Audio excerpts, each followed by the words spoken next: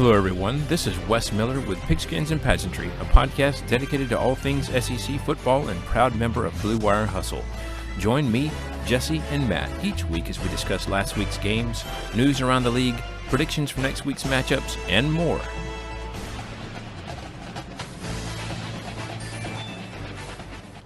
And what's up everybody, it is Wes. After a stunning weekend, a stunning SEC championship, we are here to summarize and give you our thoughts. I know I have some pretty strong thoughts. I know, Jessi, you do as well. But officially, welcome. How are you doing today? Thank you. I'm good. I've had some time to calm down and process, as I'm sure you have, hopefully. And no, Matt did not just choose to step out of this one. I know it probably seems that way, that he wanted to just avoid this interaction. But he had some other things going on tonight, but we're all okay here. All right. Yeah. If the past couple of weeks have taught us anything, it's I think what we already knew, hopefully other fans know too. And that's that the fandoms can interact without name calling and other shenanigans. So, yep. It is and disagree. Yeah, and that's the thing too. Isn't that an amazing thought? I can disagree with you and not be incredibly angry with you and call you names and berate you. I know. What a foreign thought, right? So, I know, especially since we don't actually play football. Yeah, exactly. As I say, we're not even the ones on the field. So let's go ahead and talk about the only game from last weekend. Always remember, if you ain't first, you're last. And that clip stings a little bit more than usual. So, yeah, obviously, unless you've lived under a rock, you know what happened. Georgia lost soundly to Alabama, 41-24. If there's any consolation, it's I got the point in this one. There you go. Because. And the funny thing is I only picked a 4-point win for Bama. Obviously, it was a lot more than that. I think you had 3 points, or maybe you had 2. One of you had 2. One of you had 3 points. I can't remember. 2. Yeah, it was y'all had it much closer. So anyway, we were gonna win by a safety. Right. But yeah, I mean, it was one of those games where it had an interesting feel to it. The first half, obviously. I think Georgia gave up more points in the first half than they had all season in a game. So there was that. We kind of expected a challenge. Obviously, we're going against an elite offense and against a likely what will be an eventual Heisman winner. I would also like to point out that in the last show, when I made my pick, Matt said, Wes, you think Bama's going to put up 28 points against Georgia? And I was like... Actually, my pick was just to try to reverse the juju, but it turns out that it was not only that, but a lot more. I don't think a lot of people saw that coming. It's crazy. I think that one team was kind of playing for its life here. Well, not kind of, it was. And one team knew that it could make it to the playoffs, even if it lost. And I think that showed in this, not taking anything away from Alabama, but we have definitely watched them struggle more than we typically do this year. And we've seen Georgia just be dominant. And then we saw the complete antithesis of that in this game for both teams, really. Here, I mentioned the Heisman earlier. Here's kind of the deal with that. Picture this, okay? Earlier this year, Bryce Young, he reached for the Heisman, okay? His fingers just like grazed the trophy and it clatters to the floor. Like, it's like, oh my gosh, it's just, I can't not to worry. The Georgia defense was like, don't worry, Bryce, we got it for you. Okay. I think you wanted this. Was this what you wanted? And then proceeded to essentially hand him the trophy in this last game. Like me when I'm in the grocery store, because I can't reach the top shelf. And so I can sometimes stand on my tippy toes or maybe the bottom shelf. Yeah. And I can try and I can touch, my nails can touch it, touch the can. Yeah. But then I look and someone's there and they're like, this what you needed? And I'm like, yes, thank you so much. So Georgia's defense was that helpful person in the grocery store. Like, I got it. It's okay. And you'll probably remember this stat better than me because I'm sure it aggravated you, but Auburn sacked Bryce Young, like 8 times? Was it 8 times in the game? About that, yep. It was a lot of times. 7 or 8, yep. We sacked him 0 times. I mean, even when we managed to get to him, it seemed like we would just whiff on the sack and we don't even know how to tackle. So I don't even know what was going on with that. So there's that aspect of the game, and I'm just getting all my stuff out of the way. No, and go for it. We'll get to yours for sure. This is safe space. Yeah, exactly. And Matt's not here, so we got extra time. So anyway, and I'm happy. Right, exactly. It's not like it's not like you're. Nothing you say is going to make me mad. It's not like you're steaming about a loss or anything. Not that I would ever do that. The motivation or lack thereof is the only thing I can attribute this to. I mean, like I said, we've watched these teams kind of switch places the last week or so. Alabama doesn't lose in Atlanta. That's true. And I'll get to that. I'll get to Mercedes-Benz. I've got a beef with them. And I should also just start this entire episode off with a slight apology. I'm not actually sorry, but I feel like I should say it. I did say before the Braves won the World Series that I would sacrifice every other Georgia team so that the Braves could win a World Series because they're the only Georgia team I actually care about. Right. I do feel as though that is being taken into consideration with the man upstairs. So I'm sorry. Yeah. Those of us from Georgia were hoping, or at least Georgia fans, whatever. I don't really pull for the Falcons. I just grew up cheering for the Steelers. But, when they're not playing them, I kind of, whatever, go Falcons just because they're the home team. But it's not going to break my heart if they do bad.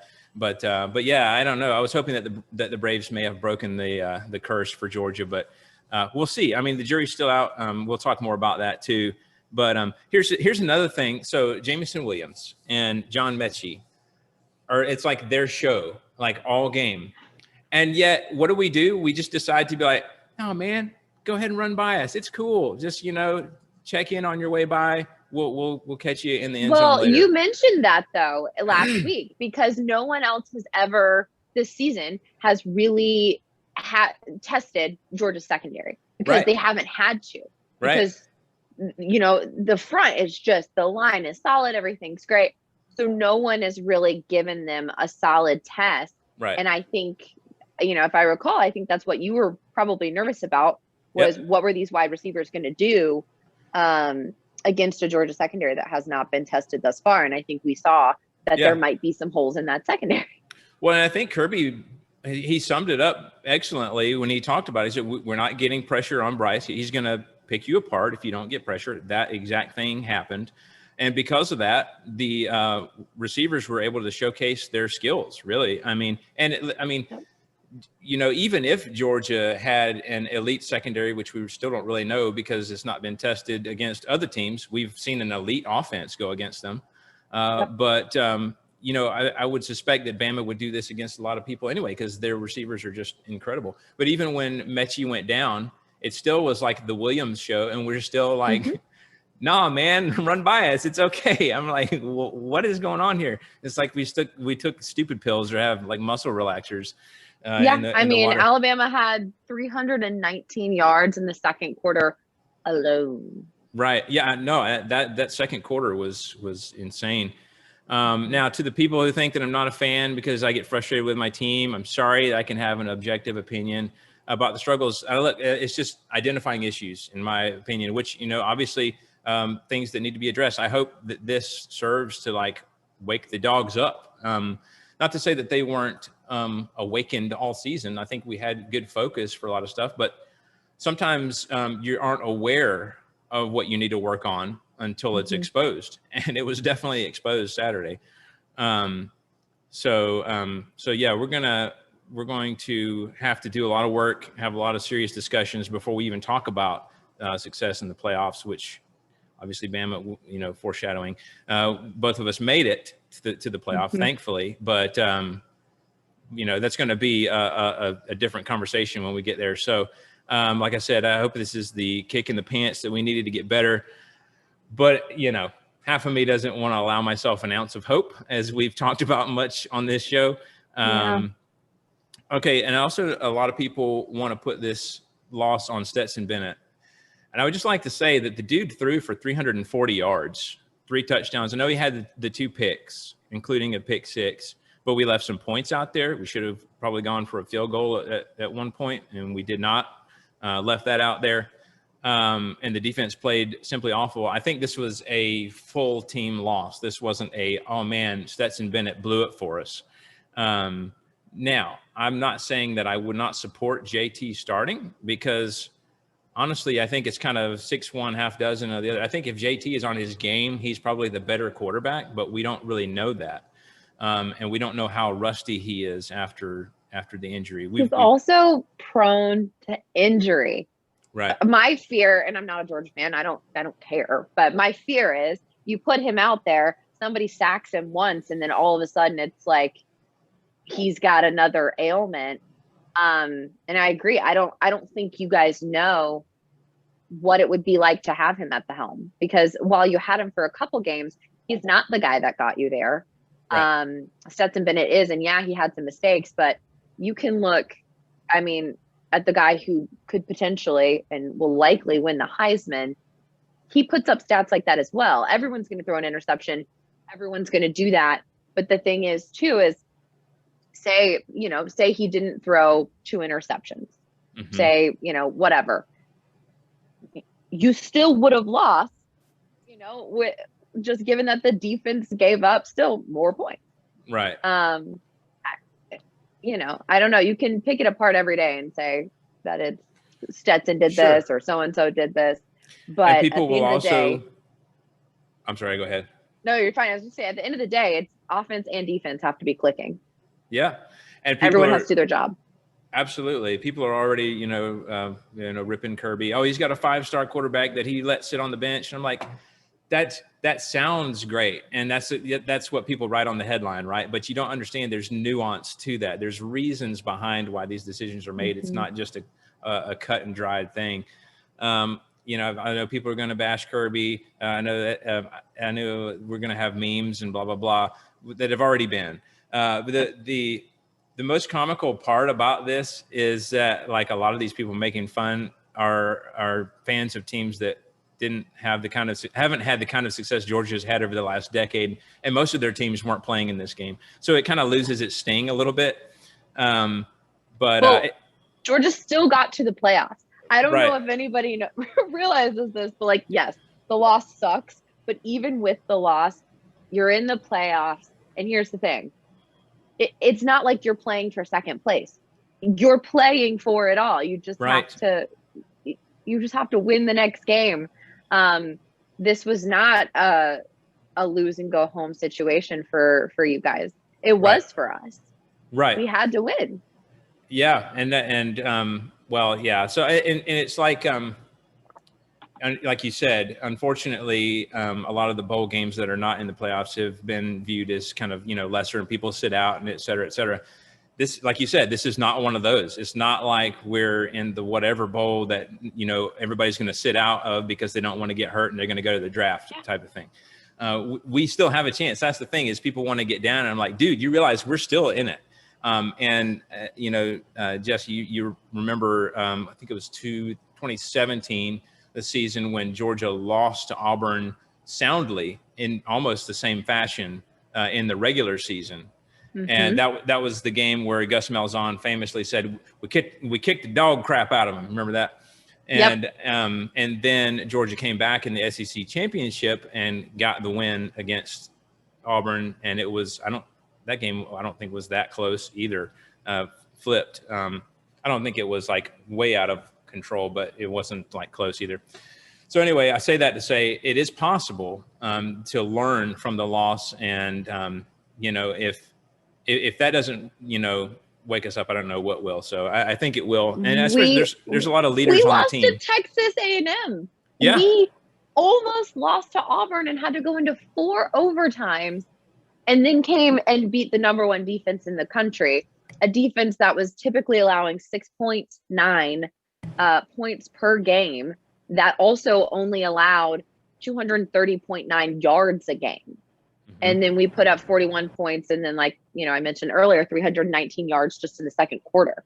You never know what is going to happen on any given Saturday, even in the SEC championship. You truly don't know. And I mean, I'm looking at Bryce's stats right now, and obviously we can talk about it in just a little bit. I know he's now clearly the front runner for the Heisman, but he's still only completed 26 of 44 passes. I mean, yes, he had 421 yards and, 3 touchdowns, no interceptions, and he was the MVP, but 26 for 44, similar stats to Stetson Bennett. Stetson had 29 for 48. They're right there. So yeah, it was wild. Bryce surpassed the SEC championship game record for passing yards in a game. He beat the record of Mac Jones, who did that last season. Alabama in this game, this is our 7th SEC title in 10 years, which is, I know most people look at the national titles, but I think conference titles are a really big deal. Obviously now you need to get typically through your conference title game in order to go to the national championship, or the playoff rather. So very exciting. And I think we finally started to see a cohesive Bama unit, which I know sounds silly considering the record that we have and the performance that we put together. But it felt like in previous games that it was like offense was on, defense was off. And then all of a sudden it started to shift to defense is on, offense is kind of off. And I finally felt like we were firing on all cylinders. Of course, injury, once we get to the playoff game, that's going to be maybe an issue, especially with an ACL tear to Mechie there, which is not great. But we'll deal with that. Obviously, we have Jameson, so hopefully he kind of steps up, and I'm sure we have somebody else that we can also plug and play with. But I think this game for me really did have Bryce emerge as the Heisman. And I know I said last week that I didn't think he deserved it. I'm kind of eating my words right now. There was several people in the comments on that clip who had a little beef with you. And I responded and I was like, well, heaven forbid she be an objective fan about her own team, which I know doesn't always happen with you.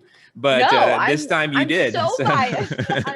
I'm incredibly biased. And that's why people, will say stuff to me. They're like, you're really biased on the show. And I'm like, yeah, it's our show. Right. I can be. I'm allowed to be. We're just going to be ourselves. Yeah.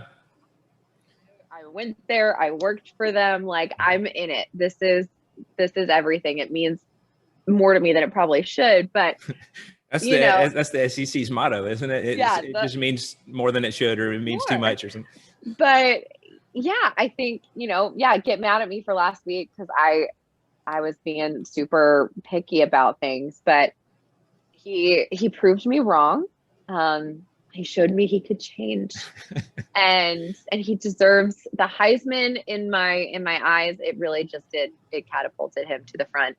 And again, I think, and I know I said it before, and I said it at the beginning of the season, and I was saying it throughout the season, and people in person were getting all over me for it. But we said at the beginning that Georgia had a cakewalk schedule.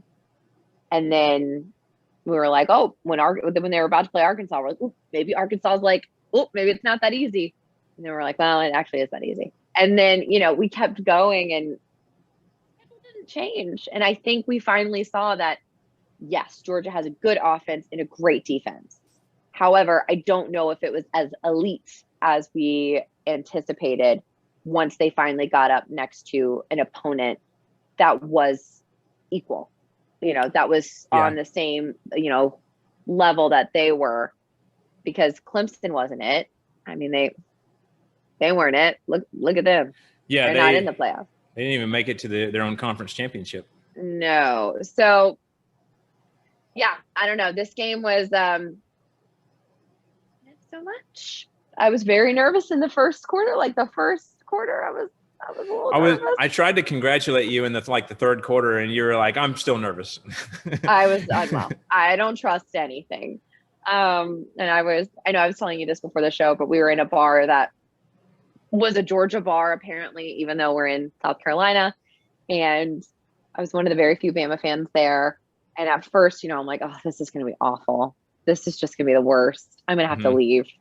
And then all of a sudden I'm like, oh my God, everyone else is leaving.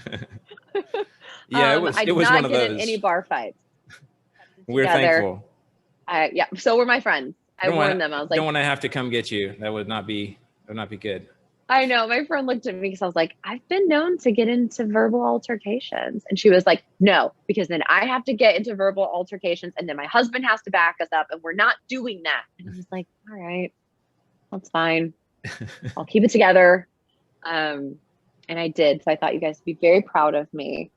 But I mean, at this point, I think we should be excited as an SEC. We have 2 teams in the playoff. We have half of the playoff.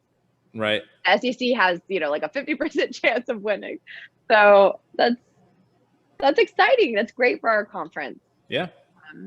And everybody has a bowl game except for Vandy.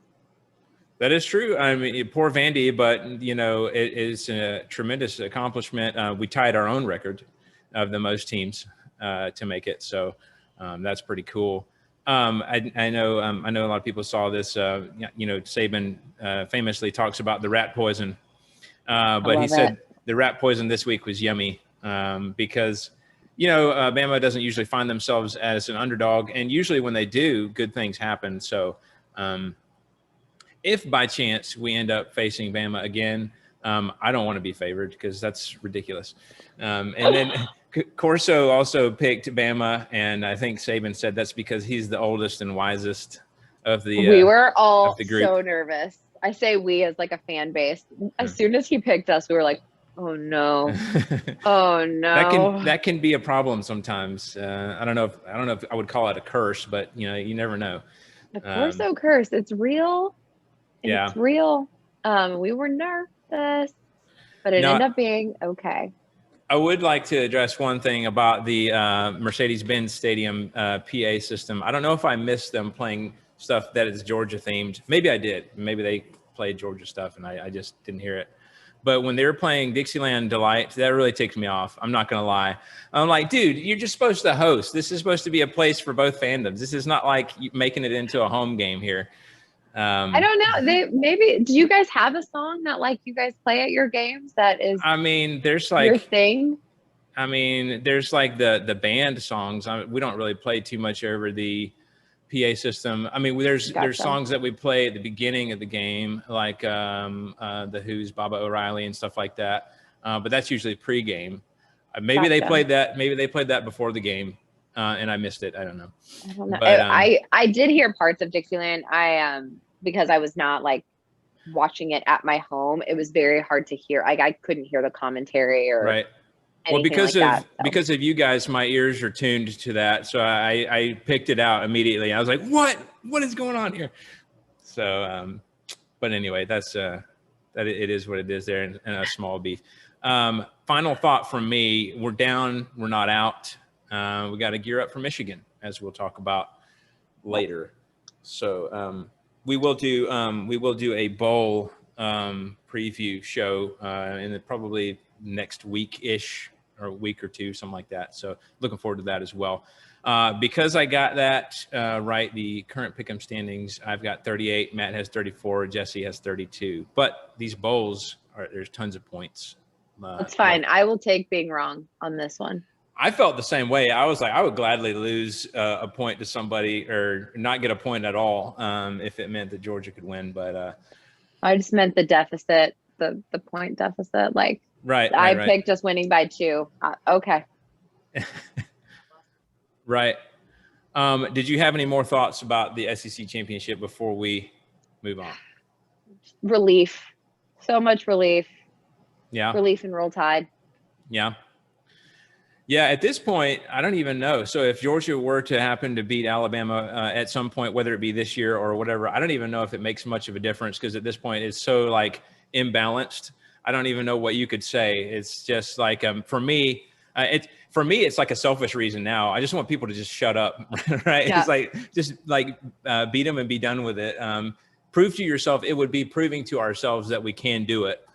which apparently we haven't been able to figure out yet. So more to follow on that. Hey, we got to get there first, right? Both of us. Yes. The Bama and Georgia can't lose focus, because I have the feeling that both teams are going to give us a challenge, Cincy and Michigan. So hopefully not too much. Yeah. All right. Well, let's go ahead and talk about a little bit of news. Here's the news. All right. Well, as we already mentioned, we talked about the latest CFP rankings. Number 1, Alabama. Number 2, Michigan. Number 3, Georgia. And number 4, Cincinnati. That sets up for, obviously the semifinals, Bama against Cincinnati and Michigan against Georgia. Both of those games will be on December the 31st. So we will see how that goes, and we'll get ready for those in our bowl preview show. Number 5, Notre Dame. Number 6, Ohio State. Number 7, Baylor. Number 8, Ole Miss. Shout out to Ole Miss. Great season. 10 wins, 10-2. Oklahoma State at number 9. Number 10, Michigan State. And then the rest of the SEC in the top 25. Number 1, Arkansas, or number 21, Arkansas. And number 22, Kentucky. And number 25, Texas A&M. So, yeah, I mean, did you have any thoughts on those? Any of those teams surprise you there, or any of that? No, I don't think there's any surprises there. I guess maybe Notre Dame being that at number 5. I don't get it, but okay. They don't have that penalty extra game. And I often wonder, I have often wondered after Brian Kelly left, if maybe he left because of that. It seems like Notre Dame has no interest in getting into a conference unless they're forced to, like last year. Him leaving is exactly that. I think it's him telling his school that he doesn't think that Notre Dame has the opportunity to get back in a playoff unless they join a conference. And Right. I would have to agree. I think at some point, same thing that I think we're starting to see with USC. I think older generations look at these historic schools like a Notre Dame, like a USC and things like that. And they're like historic program, name recognition, all of that. But with, newer and younger fans, it's losing its luster because we weren't alive when they were good. That people don't care as much anymore. New sort of juggernauts are, stepping forward. So I think Notre Dame's luster will start to wear off, and they're sitting at number 5. They're not going in the top 4, and unless they join a conference like they had to last year, what? No one that is going to want to coach there. I don't know. That's what I think Brian Kelly's move is. That, and he wanted to work on his Southern accent, but I agree. And was it 95 mil doesn't hurt either, or that's true as well. Whatever. So a lot of millions of dollars. Yeah. But yeah, that one is the only one that kind of stands out to me, and it's always going to stand out to me because they don't play anybody.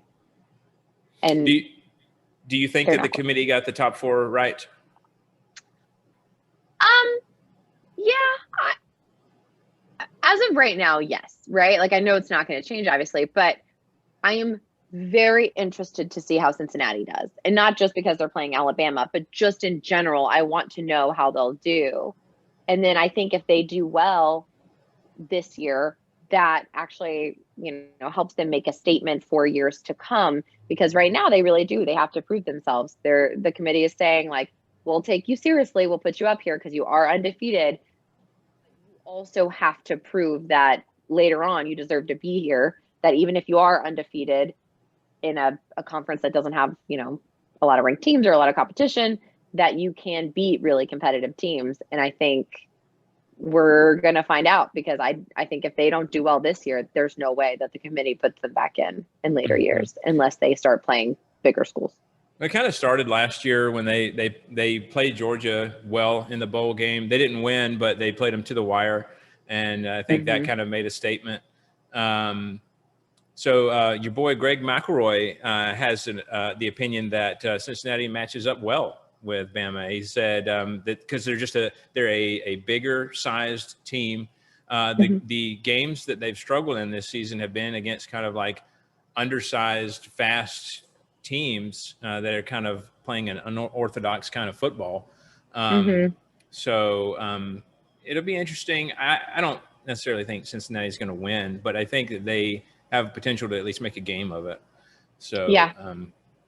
It'll be interesting to see. And like I said, they're just thrilled to be there to kind of it's historic, the first group of 5 team to make it to the playoffs. So, yeah, you know, they're obviously playing with a lot of other people's hopes on their shoulders too, to to put those teams out there too. So, all right, next let's talk about the Heisman finalists. So we've got 4. We've got obviously Bryce Young, quarterback Alabama, Aiden Hutchinson, defensive end from Michigan, Kenny Pickett, quarterback out of Pittsburgh, and then CJ Stroud, quarterback Ohio State. Like I said, I mean, so a lot of these guys have had tremendous performances. I know Kenny Pickett has had historic numbers in terms of I think the most touchdowns in the ACC. I think you've just passed Deshaun Watson or whoever was up top of that list. So there's a lot of impressive stats out there, but I think it's, especially with a performance against the Georgia's defense, I think it's going to go to Bryce. I assume you agree, or what do you think? Yeah, I agree. You know, I think I said it just a little bit ago, but I was wrong. I am not afraid to admit when I'm wrong, but I'm also not afraid to criticize my own team, nor am I afraid to criticize my own quarterback. So I'm not ashamed for making that statement, but I'm also happy to be wrong. And I think it would be really awesome, despite how silly I feel the Heisman is sometimes, back-to-back Heisman winners for Alabama. It's been a really odd year for Heisman stuff this year, because it really feels like, you know, a lot of years we have, you know, players who just have breakout performances week in and week out, and tremendous performances. And, you know, a lot of times there's clear front runners, people who have just had solid seasons, even if it's more than one person. But this year we haven't really had that. It's been, you've had players, they'll have struggles, they'll have good games. It's not like one player or maybe even a handful of players that have had like consistently, oh my gosh, performances week in and week out. So yeah, I feel like it was very similar in a way to last year. Well, last year was like a different way, right? Like last year we had Trevor Lawrence, we had Mac Jones, we obviously had Devontae Smith. And I can't remember off the top of my head who else was there, but you had so many talented players that you were like, it really could go to any of them. Mm-hmm. And then this year we're like, well, I don't know. Who's the standout? Which is funny because last year was the weird year where we played, you know, only within conference. But yeah, it was weird that I had to look up who was going to be the Heisman finalist, because I couldn't tell you off the top of my head. Mm-hmm. Outside of Bryce Young, I had no idea. Right. And I wonder if maybe they just threw a bunch of names in a hat. We're like, all right, these guys have been kind of impressive. I'll put his name in. I put his name in, and just. Yep. But defensive end. Good for you making it on here. Yeah. I'm a little mad that Will Anderson's not there, but that's fine. Right. And I know, you know, a lot of people threw out like Jordan Davis too. He's not going to make it anyway. See, the thing is with Jordan Davis is he's the middle guy. He gets the double teams. He's not going to get a lot of the stats, but he creates stats for other people. But I mean, I don't think that was ever a serious consideration, although he is a game changer, but not necessarily the appeal that the Heisman voters are looking for.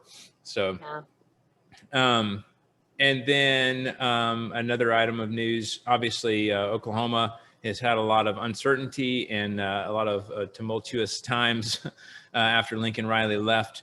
There were rumors that Georgia's defensive coordinator, Dan Lanning, and a lot of people even had put like breaking news, Dan Lanning goes to Oklahoma, trying to get that story out there first. And it was very confusing to a lot of people. That turned out not to be true. And then Clemson's defensive coordinator, Brent Venables, was the one who actually took the job. So I think that's probably a good hire.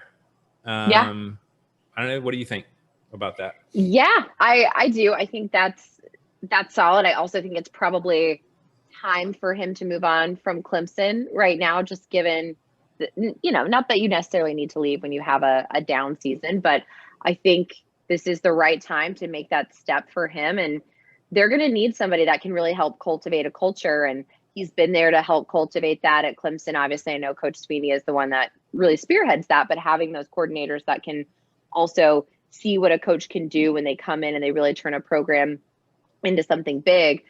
Obviously, Oklahoma is a big program already, but right now they're dealing with a lot of heartache, being very surprised that Lincoln Riley left them and very salty about it.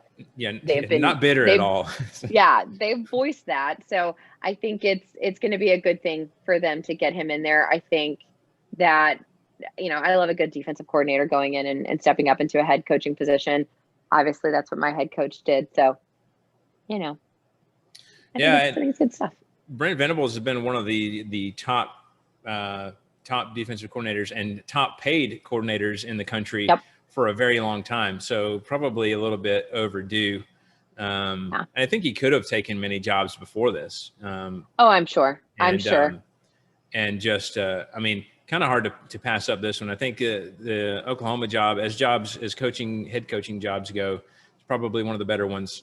Kind of no surprise that he went with that. I think similar to like when Kirby left us, I know Kirby probably got a lot of job offers prior to Georgia, but he stayed at Bama for several years.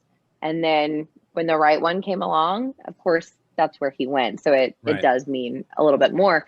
But when the right one comes along, you'll leave the historic program you were at, that you've really made a name for yourself and a home for yourself there.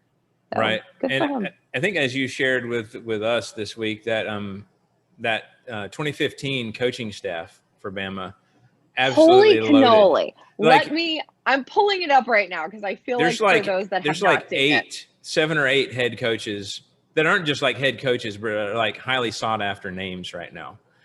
So I'm just gonna. All right, for those that aren't sure what we're talking about. So 2015, Nick Saban's coaching staff from 2015 at Alabama and where they are right now.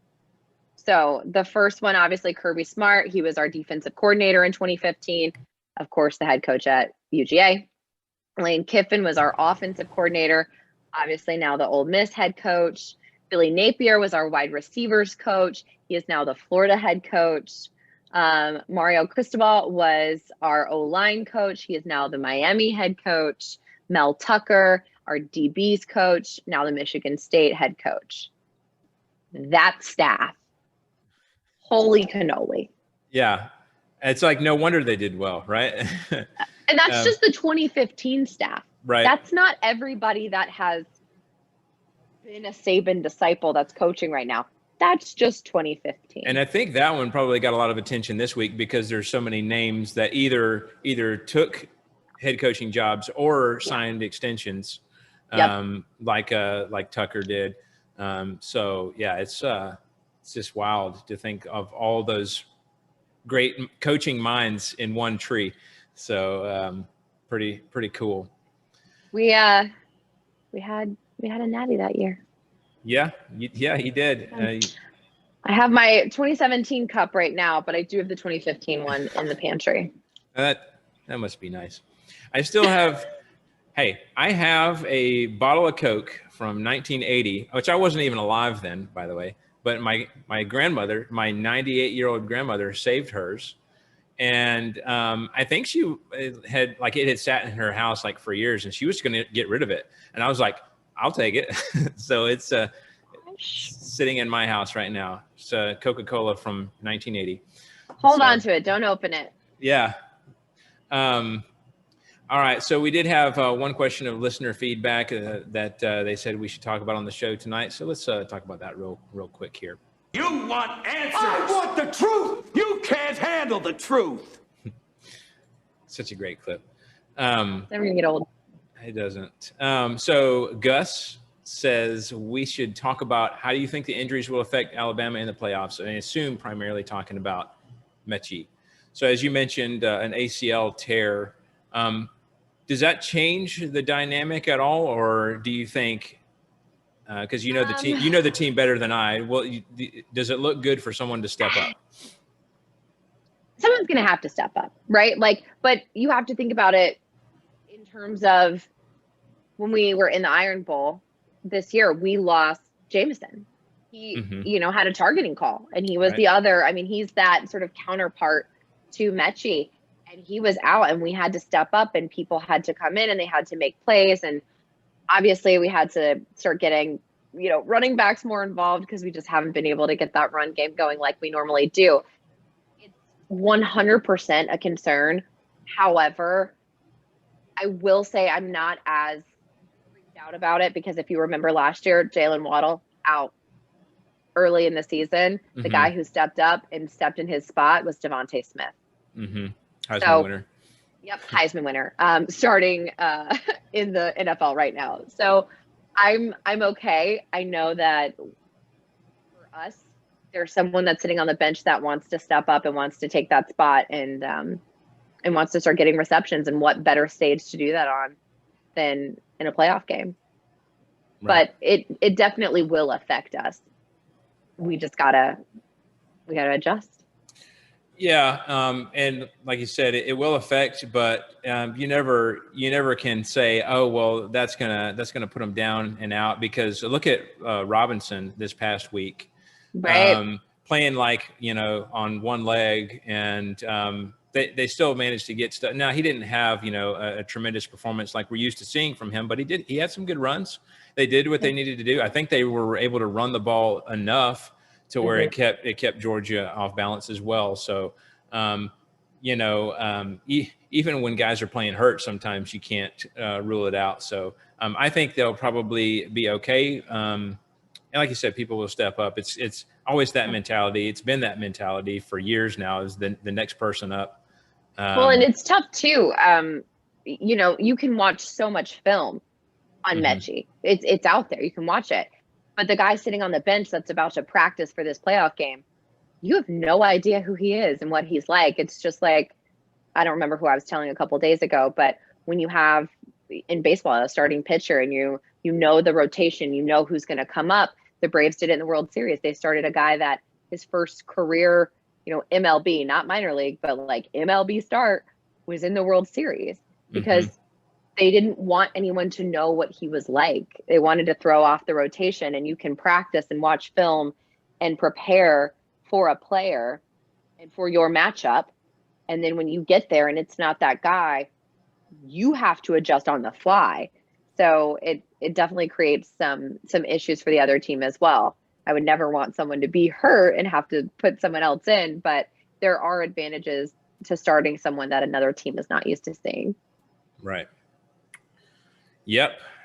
All right. So that kind of does it for this abbreviated episode. Jessi, did you have any thoughts before we sign off? No, I think this is going to be a really exciting playoff for the SEC, just knowing that we have two teams in there going up against two other conferences. So it's going to be good stuff. If you're a Georgia fan, don't be down. You're not down and out. You are in the top 4, which is a coveted spot that everyone else wishes they had. And we have such an exciting bowl season coming up. And I am thrilled to be able to just sit down and watch football for days and days and days. It's the most wonderful time of the year, right? Truly. So, all right. Well, I appreciate you guys listening to this SEC Championship recap edition of Pigskins and Pageantry. If you would like to contact us, please do so. If you want to hit us up on email at pigskinsandpageantry@gmail.com. We are on Facebook at facebook.com/pigskinsandpageantry. We were on Twitter at PPSEC Podcast, Instagram at Pigskins and Pageantry, and we are available for download on iTunes, Spotify, Stitcher, TuneIn Radio, and most podcasting apps for iPhone, Android, and operating systems.